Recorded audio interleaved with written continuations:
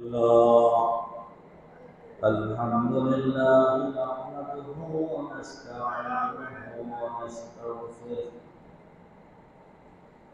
ونعوذ بالله من شرور أنفسنا ومن سيئات أعمالنا من يهده الله فلا مضل له ومن يضلله فلا هادي له ونشهد أن لا إله إلا الله ونشهد أن محمدا عبده ورسوله أما بعد فأعوذ بالله من الشيطان الرجيم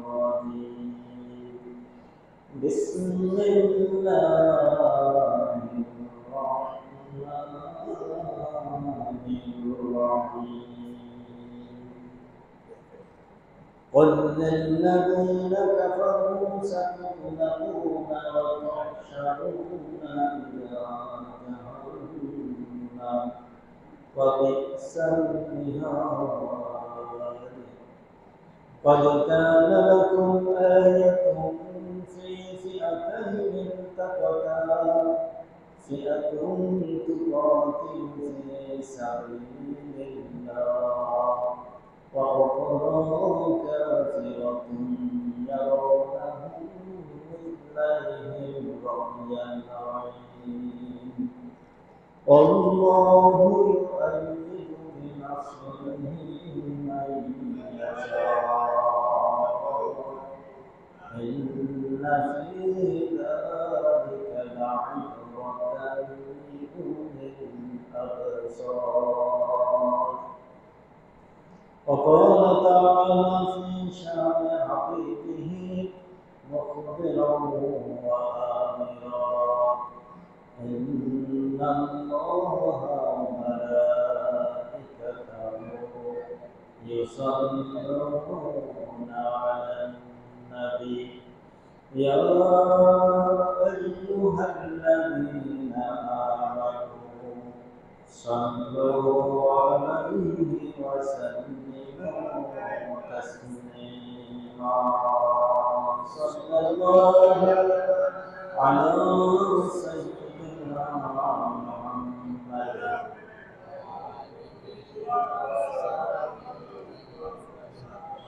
صلى الله على سيدنا محمد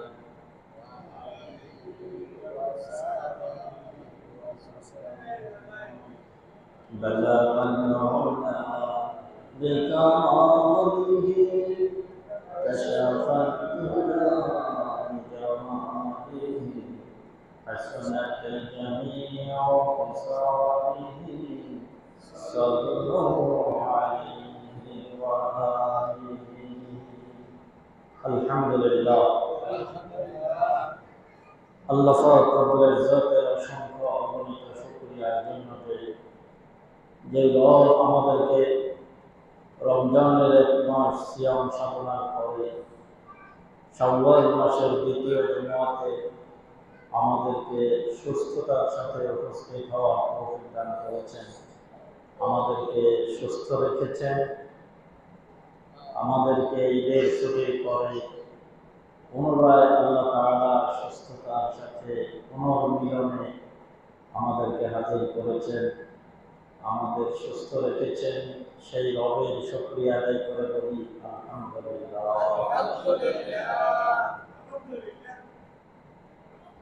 আল্লাহ পাক রব্বুল আলামিন আমাদের উপর এক মাস রোজা ফরজ করেছিলেন। আমরা এক মাস রোজা পালন করেছি, সিয়াম পালন করেছি। এক মাস সিয়াম সাধনার পরে সিয়াম আমাদেরকে কি শিক্ষা দিল, রোজা আমাদেরকে কি শিক্ষা দিল, আমাদের রোজা আল্লাহর দরবারে কবুল হয়েছে কিনা এটা আমরা কিভাবে বুঝব? মাওলানা মিজান সাহেব এখানে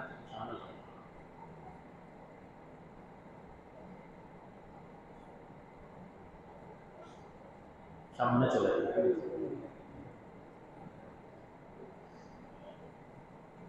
আমাদের রোজা কবুল হয়েছে কিনা আমরা কিভাবে বুঝবো? রোজা আমাদের কি শিখিয়েছে?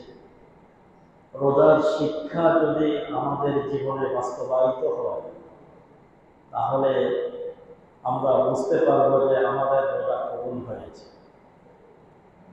এরকম রমজান মাসে আমরা রোজা পালন করে সবর করেছি, ধৈর্য ধারণ করেছি। কি বলেন, সবর করছি না? শবে সাহাবের থেকে সূর্যাস্ত পর্যন্ত আমাদের জৈবিক চাহিদা ছিল, ফ্যাটের ক্ষুধা ছিল। ফ্যাটের ক্ষুধায়, জৈবিক চাহিদায় আমরা চাহিদা পূরণ করি নাই, খাবার খাই নাই, ধৈর্য ধারণ করেছি, সবর করেছি। রমজানের পরে বাকি 11 মাস আমাদের বিপদে আপদে মুসিবতে এবং নিজের জীবন পরিচালনার যেসব আমলগুলি কাজগুলি আমাদের সামনে আছে আমরা সবর করছি কিনা। যদি আমরা সবর করি তাহলে বুঝতে হবে আমাদের রোজা কবুল হয়েছে। রোজা আমাদেরকে সবর শিক্ষা দিয়েছে। রোজা রেখে আমরা মিথ্যা কথা বলি নাই। রোজা আমাদেরকে মিথ্যা কথা বলতে নিষেধ করেছে। রাসূল বলেছেন, মান লাম ইয়াদা কাওলা যুরি ওয়াল আমাল বিহি ফালাইসা লিল্লাহি হাজা। যেই ব্যক্তি রোজা রেখে মিথ্যা কথা বলে তার রোজা আল্লাহর কোনো দরকার নেই। তার মানে রোজা রেখে মিথ্যা কথা বলা, মিথ্যা কর্ম